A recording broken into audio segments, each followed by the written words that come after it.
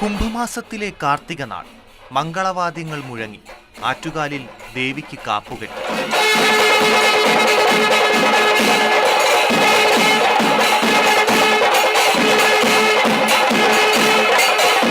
ക്ഷേത്രത്തിന് മുന്നിലെ പാട്ടുപുരയിൽ ചെറിയ ഇലത്താളം കൊട്ടി തോറ്റം പാട്ട്. ചിലപ്പതികാരത്തിലെ കണ്ണകിയുടെ കഥയാണ് അവതരിപ്പിക്കുന്നത്.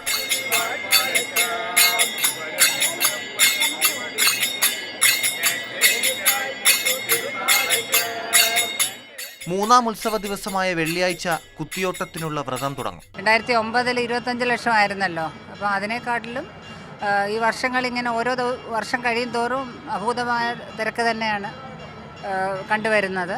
അപ്പം അതുകൊണ്ട് ഏതാണ്ട് ഒരു 40 ലക്ഷത്തിലേറെ ഭക്തജനങ്ങളെ ഞങ്ങൾ പ്രതീക്ഷിക്കുന്നു. ആദ്യ ദിവസം ക്ഷേത്രത്തിൽ വലിയ തിരക്ക് അനുഭവപ്പെട്ടു. 179 നിരീക്ഷണ ക്യാമറകളും 2 ഡ്രോണുകളും പോലീസ് സ്ഥാപിച്ചിട്ടുണ്ട്. ആറ്റുകാലിലേക്കുള്ള വഴികളിലൊക്കെയും ദേവിയുടെ ചിത്രം വച്ചുള്ള മണ്ഡപങ്ങൾ കാണാം.